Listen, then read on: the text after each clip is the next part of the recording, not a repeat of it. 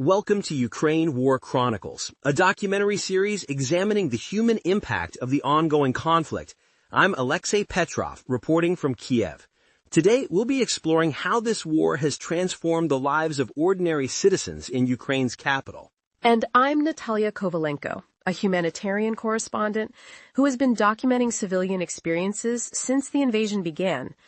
The surface appearance of normality in Kiev today masks deep wounds and profound changes to everyday life. February 2022 marked the beginning of what would become one of Europe's largest humanitarian crises since World War II. Kiev, once known for its golden domes and vibrant street life, transformed overnight into a frontline city. The immediate impact was catastrophic. Thousands fled, creating a massive wave of displacement. According to UN data, over 4 million Ukrainians remain internally displaced today, with many Kiev residents still unable to return to their homes or finding them reduced to rubble. The physical landscape of Kiev tells its own story. Walking through the city now, you'll see sandbags protecting historical monuments, apartment buildings with boarded windows, and anti-tank obstacles stacked near bus stops, visual reminders that this is a capital at war. What strikes me most is how citizens have adapted to this new reality. When I spoke with Anna, a single mother of 3, she described the constant anxiety of air raid sirens while her children are at school. Every time the alarm sounds, I don't know where a missile might hit, she told me. All I want is quietness. That psychological burden weighs heavily on the population. Research indicates that about 30% of Ukrainians now suffer from mental health disorders related to the conflict. The unpredictable nature of missile and drone attacks creates a persistent state of hypervigilance. Yet, amid this trauma, we see remarkable resilience. Community support networks have emerged throughout Kyiv. I visited a church where volunteers gather regularly to make camouflage nets for soldiers at the front.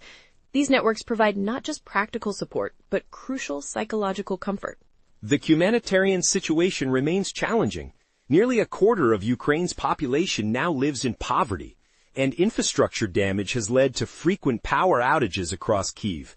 Just this past week, Russian missile strikes on the capital killed 12 people and injured 84 others, part of an intensifying wave of attacks.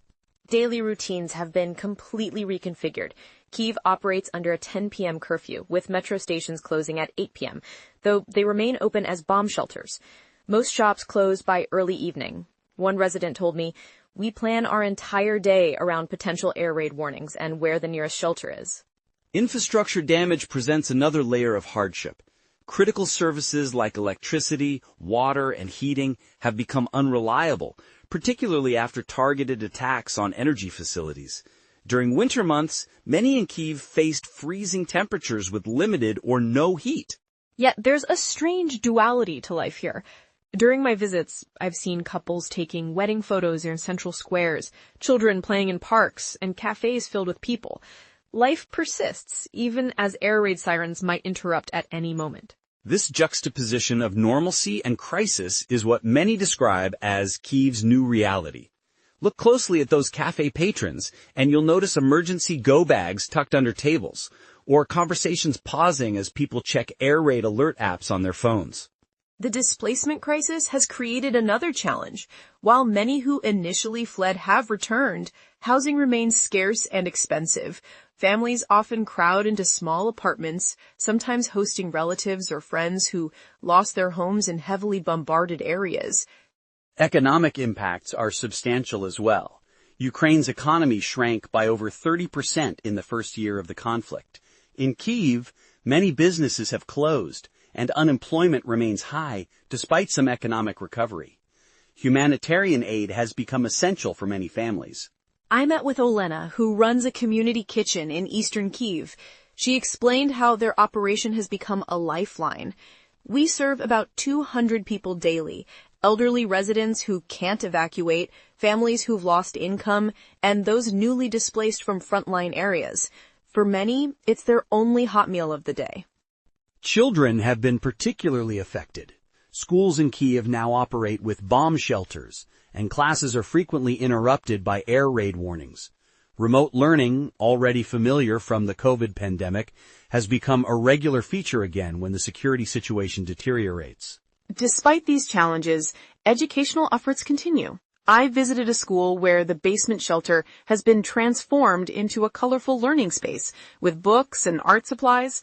The principal told me, "We're determined that these children won't lose their childhood completely to war." As recent as last month, over 4,200 new evacuees arrived at transit centers from frontline areas. The humanitarian need continues to grow, with civilian casualties 70% higher this March compared to the same month last year. Yet, amidst this hardship, Kyiv's residents display remarkable solidarity. Volunteer networks coordinate everything from evacuations to medical supplies. Community spaces host support groups where people share coping strategies and simply provide each other companionship during difficult times. International support remains crucial, though aid organizations report significant funding shortfalls. The UN Refugee Agency's appeal for Ukraine is currently only 25% funded, forcing some winter programs to be scaled back. As we conclude today's episode, we should emphasize that beyond statistics and geopolitics, this war's greatest impact is on ordinary people trying to maintain dignity and hope through extraordinary circumstances. The resilience we've witnessed in Kyiv speaks to the human capacity for adaptation and mutual support. In our next episode, we'll explore how Kyiv's medical system has adapted to wartime conditions and speak with healthcare workers on the front lines of both physical and psychological trauma treatment. Until then, this is Alexei Petrov and Natalia Kovalenko. Thank you for listening to Ukraine War Chronicles, bringing you the human stories behind the headlines. We'll be back next week with more insights from Europe's largest active conflict zone.